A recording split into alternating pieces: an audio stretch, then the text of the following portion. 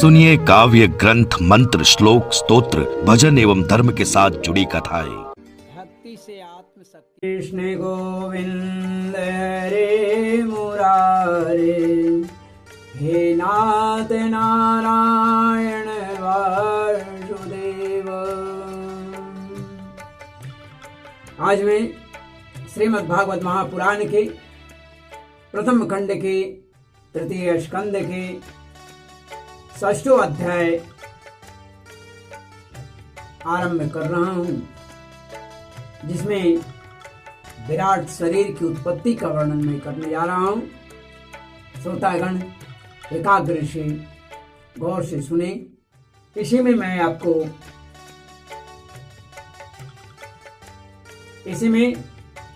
अधिभूत, अध्यात्म और अधिदैव, जो मैं पिछले पंचम स्कंद में पंचम अध्याय में बतलाया का नाम दिया था, उसमें होता क्या है, ये क्या है, इसका वर्णन में इसी विराट शरीर का वर्णन के अधीन मैं बतलाऊंगा, अधीन होकर मैं बतलाऊंगा, जो श्रीमद् भागवत के अनुसार है, मेरी अपनी नहीं। अथा षष्ठो अध्याय। मैं इस समय श्रीमद् भागवत महापुराण के षष्ठो अध्याय हिंदी में आरंभ कर रहा हूं। मैत्रेय ऋषि ने कहा, जब उद्धव जी के प्रश्न था तो उन प्रश्नों का उत्तर वो देने जा रहे हैं। उन्होंने कहा कि सर्वशक्तिमान भगवान ने जब देखा कि आपस में संगठित न होने के कारण, अलग अलग होने के कारण, ये मेरी महत्त्व आदि शक्तियां विश्व रचना के कार्य में असमर्थ हो रही है, क्योंकि सभी अलग अलग हैं, सब अलग अलग शक्तिशाली सभी हैं, लेकिन गुण धर्म अलग होने के कारण ये आपस में मिल नहीं पा रहे।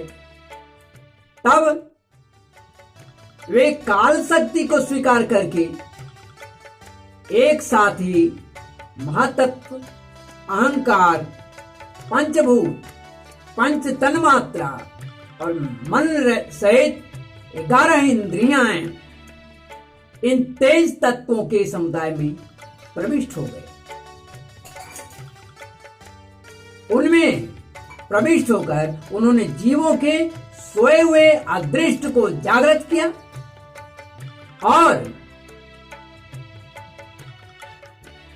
परस्पर विलग भी हुए, अलग भी हुए। उस तत्व समूह को अपनी क्रिया शक्ति के द्वारा आपस में फिर मिला दिया। इस प्रकार जब भगवान ने अदृष्ट को कार्योन्मुख किया, तब उस 23 तत्वों के समूह ने भगवान की प्रेरणा से अपने अंशों द्वारा अधिपुरुष, विराट पुरुष को उत्पन्न किया,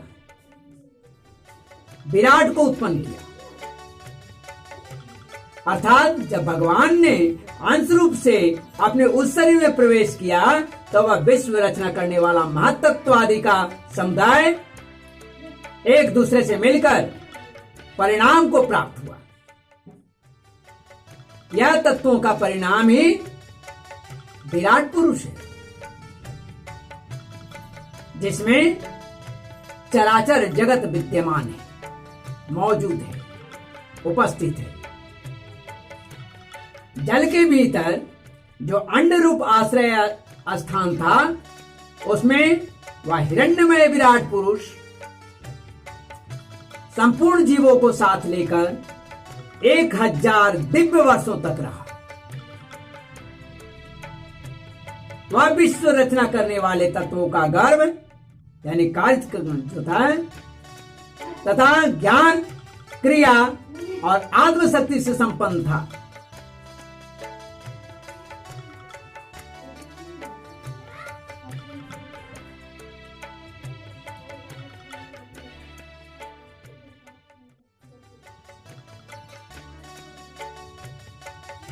इन शक्तियों में से उसने स्वयं अपने क्रमशः एक हृदय रूप, 10 प्राण रूप और 3 आध्यात्मिक, आदि दैविक और आदि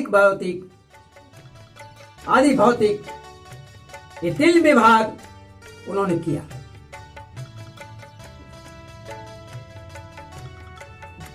यह विराट पुरुष ही प्रथम जीव होने के कारण समस्त जीवों का आत्मा, जीव रूप होने के कारण परमात्मा का अंश और प्रथम अभिव्यक्ति होने के कारण भगवान का आदि अवतार है।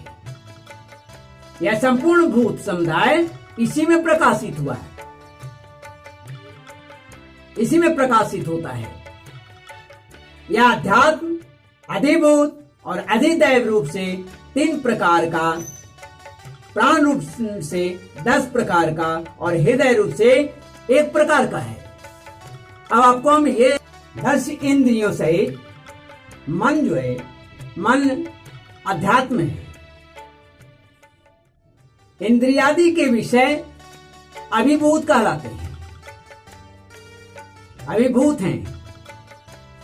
और इंद्रियाधिष्ठाता जो हैं, देव हैं, वो आदिदैव है। ये आदिदैव कहलाते हैं। तथा प्राण, अपान, उदान, समान, व्यान, नाग, कूर्म, कृक्कर, देवदत्त और धनंजय, ये जो हैं, ये 10 प्राण कहलाते हैं।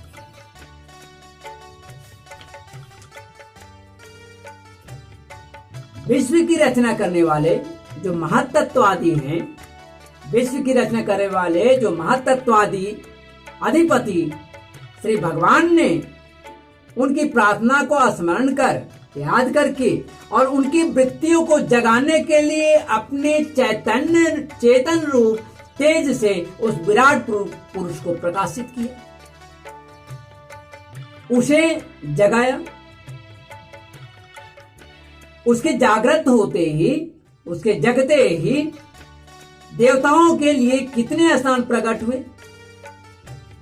जब वह जागा तो देवताओं के लिए क्या क्या स्थान प्रकट हुआ और कितने स्थान प्रकट हो गए। अब उसको देखिए। विराट पुरुष के पहले मुख प्रकट हुआ, उसके पहले ऐसा कुछ नहीं था, लेकिन देवताओं की कल्याण के लिए उन्होंने विराट पुरुष का सर्वप्रथम मुख प्रकट हुआ। उसमें लोकपाल, अग्नि अपने अंश वागेंद्रिय के समेत वह प्रविष्ट हो गए, प्रवेश किया, जिसके फलस्वरूप जीव जो बोलता है, यही कारण है कि बोलता है, बोलने की शक्ति प्रदान होगी। फिर दूसरी बार में विराट पुरुष का तालु उत्पन्न हो गया। उसमें लोकपाल, वरुण अपने अंश और रसेंद्रिय के द्वारा, रसेंद्रिय के सहित स्थित हुआ, जिससे जीव रस ग्रहण किया। जीव जो है रस ग्रहण करता है उसी के द्वारा। इसके बाद इस विराट पुरुष के नथुने प्रकट हो गए ना, तो उनमें दोनों अश्विनी कुमार अपने अंश घ्राणेन्द्रिय सूंघने की शक्ति के सहित प्रविष्ट हो गए, जिससे जीव क्या हुआ, जीव को गंध ग्रहण करने की शक्ति मिल गई। इसी प्रकार जब उस विराट पुरुष के देह में आंखें प्रकट हुई, तब उनमें अपने अंश यानी नेत्रेंद्रिय सहित से पुरुष को विविध रूपों का ज्ञान होता है।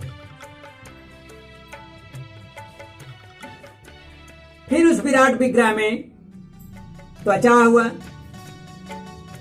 क्षमा करें, नेत्रेंद्रिय से पुरुष को विविध रूप का ज्ञान होता है। तो इस नेत्रेंद्रिय के सहित लोकपति, भगवान सूर्य भी प्रवेश किए। जिस नेत्रेंद्रिय से पुरुष को विविध रूप का ज्ञान होता है, उसमें भगवान सूर्य उसके अधिपति हैं। नेत्र की ज्योतियों का अधिपति भगवान सूर्य हैं, वह प्रवेश किए। फिर उस विराट विग्रह में त्वचा उत्पन्न हो गई। उसमें अपने अंश त्वगिंद्रिय के द्वारा के सहित वायु स्थित हुआ, जिस त्वगिंद्रिय से जीव स्पर्श का अनुभव करता है। किसी का छूने, ठंडा गर्म आदि का जो स्पर्श हम लोग महसूस करते हैं, वो त्वगिंद्रिय के द्वारा ही है। जब इसके कर्ण छेद प्रकट हुए, कान का छेद प्रकट हुआ, तब उनमें अपने अंश श्रवणेंद्रिय के सहित दिशाओं में प्रवेश किया। दिशाओं ने प्रवेश किया, जिस श्रवणेंद्रिय से जीव को शब्द का ज्ञान होता है। फिर विराट शरीर में चर्म उत्पन्न हुआ, चमड़ा। उसमें अपने अंश रोमों के सहित औषधियां स्थित हुई, जिन रोमों से जीव खुजली आदि का अनुभव करता है, स्वेद आदि निकलते हैं, पसीना आदि निकलता है। जब उसके लिंग उत्पन्न हुआ, अपने इस आश्रय में प्रजापति ने अपने अंश वीर के सहित तब प्रवेश कर गए। प्रजापति के वंश, क्योंकि प्रजा की उत्पत्ति का भार उन पर है, जिससे जीव आनंद का अनुभव करता है। फिर विराट पुरुष के गुदा प्रकट हुई। उसमें लोकपाल मित्र ने अपने अंश वायु इंद्रिय के सहित प्रवेश किया। इससे जीव मल त्याग करता है।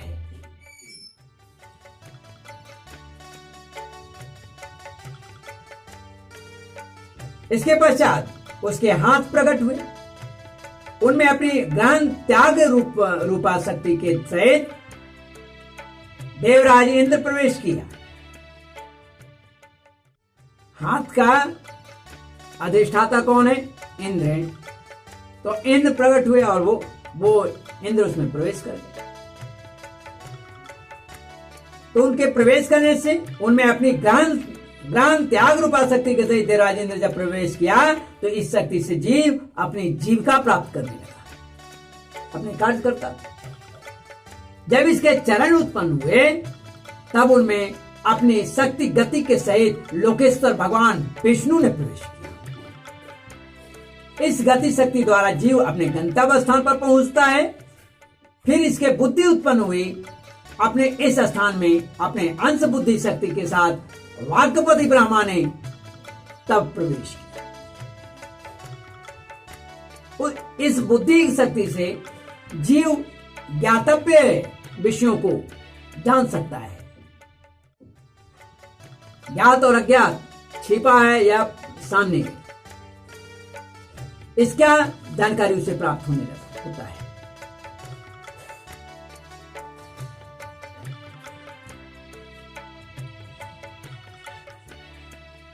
फिर इसमें हृदय प्रकट हुआ और इसके अधिपति कौन है, स्वामी कौन है? तो चंद्रमा है। तो हृदय प्रकट जब हुआ, तो उसमें अपने अंश मन के सहित चंद्रमा स्थित हुआ। इस मन शक्ति के द्वारा जीव संकल्प विकल्प आदि रूप विकारों को प्राप्त होता है। उसके बाद यानी तत्पश्चात विराट पुरुष में अहंकार उत्पन्न हुआ और उस अहंकार के कारण इस अपने आश्रय में क्रिया शक्ति सहित अभिमान अर्थात भगवान रुद्र ने प्रवेश किया अहंकार में। इससे जीव अपने कर्तव्य को स्वीकार करता है। अब इसमें चित्त प्रकट हुआ।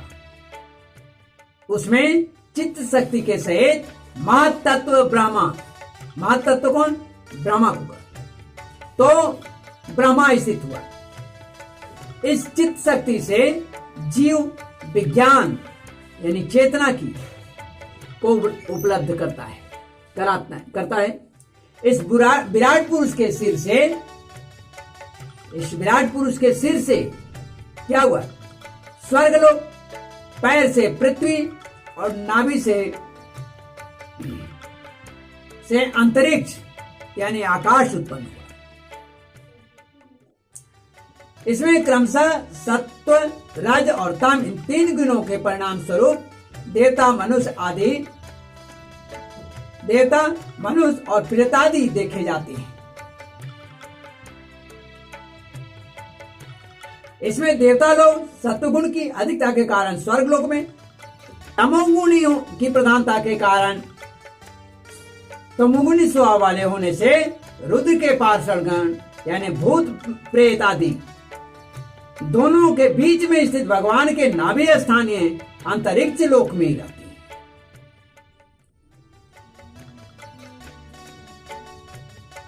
विदुर जी, वेद और ब्राह्मण भगवान के मुख से प्रकट हुए। मुख से प्रकट होने के कारण ही ब्राह्मण सब वर्णों में श्रेष्ठ और सबका गुरु होता है।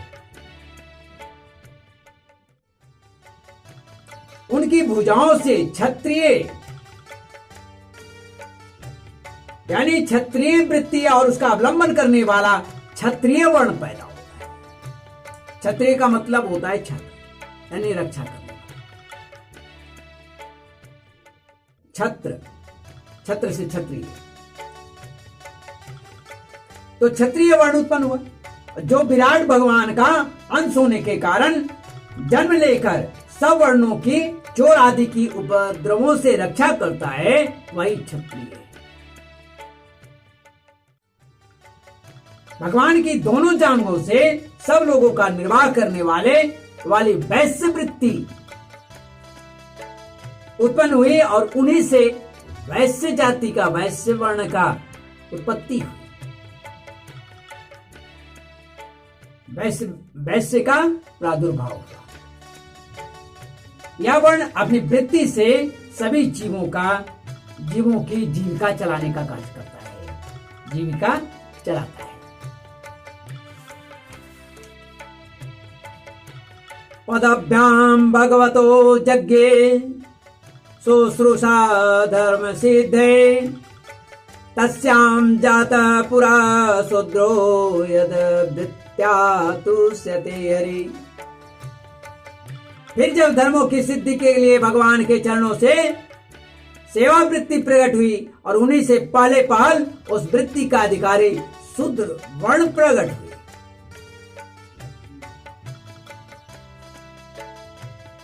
तो शूद्र वर्ण प्रकट हुआ और जिसकी वृत्ति से ही श्री हरि प्रसन्न हो जाते हैं, मतलब श्री हरि प्रसन्न हो जाते हैं, जिसकी वृत्ति से श्री हरि प्रसन्न हो जाते हैं। ये क्या बात? तो सुनिए, सब धर्म की सिद्धि का फल जो है, सब धर्म का सिद्धि का फल जो है, मूल जो है, सिद्धि का मूल जो है वह सेवा है। जितनी सिद्धि उन सभी का मूल क्या है? सेवा है। सेवा किए बिना कोई भी धर्म सिद्ध नहीं होता। अतः सब धर्मों की मूलभूता जो है सेवा ही जिसका धर्म है, वह शूद्र सब वर्णों में महान है। वो सेवा करना जानता है और प्रभु को सेवा पसंद है, स्वयं में वे सेवा करते हैं। अर्थात श्री भागवत के अनुसार महान बताया गया शूद्र। सही, क्योंकि होता बड़ा सेवक हो ही नहीं सकता, जो मान अपमान सबको सह करके सभी का सेवा करता है, सेवकाई कर लेता है। प्रभु का सेवकाई हो चाहे राजा को। ब्राह्मण का धर्म मोक्ष के लिए, ब्राह्मण का धर्म जो है मोक्ष के लिए, वो अपनी ऐसा यत्न करे कि मोक्ष तक पहुंच सके। क्षत्रिय का धर्म जो है भोगने के लिए, अंत में फिर भगवान की ओर बढ़े। वैश्य धर्म है, वैश्य का जो धर्म है वह अर्थ के लिए, धन इकट्ठा करने के लिए, और शूद्र का धर्म धर्म के लिए है। इस प्रकार प्रथम 3 वर्णों के धर्म अन्य पुरुषार्थों के लिए है, अलग अलग है, लेकिन शूद्र का धर्म जो है स्वपुरुषार्थ, अपने पुरुषार्थ के लिए। अतः इसकी वृत्ति से ही भगवान प्रसन्न हो जाते हैं। स्वपुरुषार्थ यानी आप कितनी सेवा करके किस तरह से भगवान को आप प्रसन्न कर लेते हैं, ये आप पर निर्भर करता है। सेवा भाव से ही इनका कल्याण हो जाता है।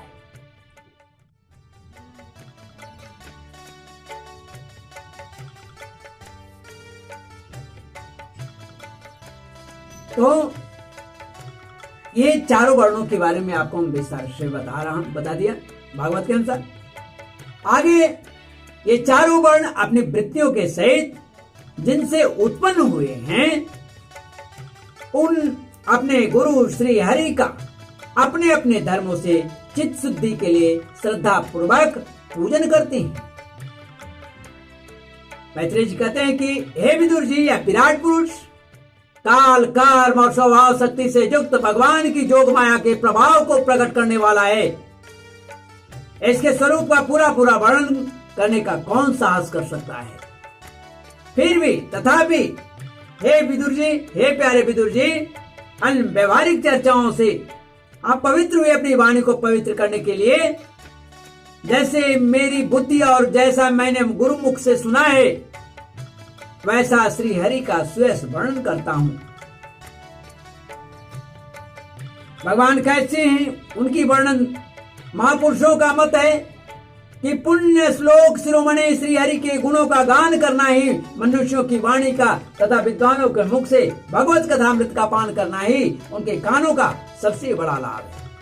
एकांत लाभम वचसो नपुंसाम सुश्लोक मौलेर गुणवाद माहु श्रुतेश विद्वद विरूपाकृतायां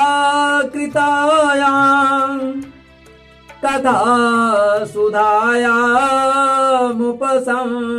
प्रयोगम।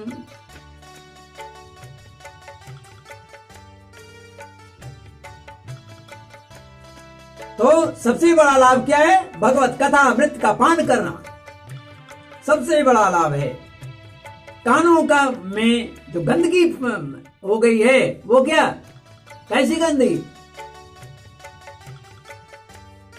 एक दूसरे का शिकायत स्वयं भी करते हैं, उसके द्वारा किए जाने पर उसे सुनते हैं। और भी बहुत तरह के कार्य हैं जिन्हें नहीं आपको सुनना चाहिए, देखना करना चाहिए। उनको उन कार्यों को करने कान के द्वारा होने वाले दोष को करके आप कान को पवित्र कर लेते हैं, तो वह उसकी शुद्धि इसी भगवत कथा से है। क्योंकि हर अंग, शरीर के हर अंग का अपना एक अधिष्ठाता है, एक देवता है, एक मालिक है। अब ये मत समझे कि कान है तो केवल सुनने के लिए, नाक है तो सुनने के लिए। इसके सुनने का कारण भी कोई न कोई है, सुनाता है, अन्यथा सुप्त हो जाने पर वह नहीं सुन पाता है। इसलिए वह देवता देखता रहता है, समझता रहता है। अभी आपकी सोच होनी चाहिए कि हम क्या कर रहे हैं, हमें क्या क्या चीज निभाना हो। हर शरीर के हर अंग का कोई ना कोई मालिक है, और एक सीमा के बाद वह सुप्त हो जाता है, क्योंकि आपको बहुत हद तक प्रयास करता है। आंतरिक अंदर से आपको उसके लिए रोका जाता है, आप नहीं ध्यान देते हैं। बाद में वह स्वयं ही सुप्त हो जाता है। इसके बाद लोग कहता है मुझे आंख से दिखता नहीं, कान से सुनाता नहीं, नाक की गंध नहीं मिलती, जीवा का स्वाद नहीं मिलता। ये आपकी दोष है, आपने खुद उसका दुरुपयोग किया, उपयोग नहीं किया, इसलिए स्थिति आ गई। तो भगवत कथा अमृत पान करना ही उनके कानों का सबसे बड़ा लाभ है। कहते हैं वत्स, हम ही नहीं, आदि कवि श्री ब्रह्मा जी ने, ब्रह्मा जी केवल उत्पत्ति करने वाले ही नहीं हैं, वह एक कवि भी हैं, एक रचयिता भी हैं। वो ब्रह्मा जो आदि कवि हैं 1000 दिव्य वर्षों तक अपनी योग परिपक्व बुद्धि से विचार किया, सोचते रहे, 1000 दिव्य वर्ष बीत गया। समय आने पर दिव्य वर्ष की परिभाषा भी मैं बताऊंगा। अपनी तो भी क्या वे भगवान की अमित महिमा का पाठ पा सके? नहीं, प्रभु की महिमा को पाठ नहीं पा सके। अतः भगवान की माया बड़े बड़े मायावियों को भी मोहित कर देने वाली है, उसके चक्कर में डालने वाली चाल अनंत है।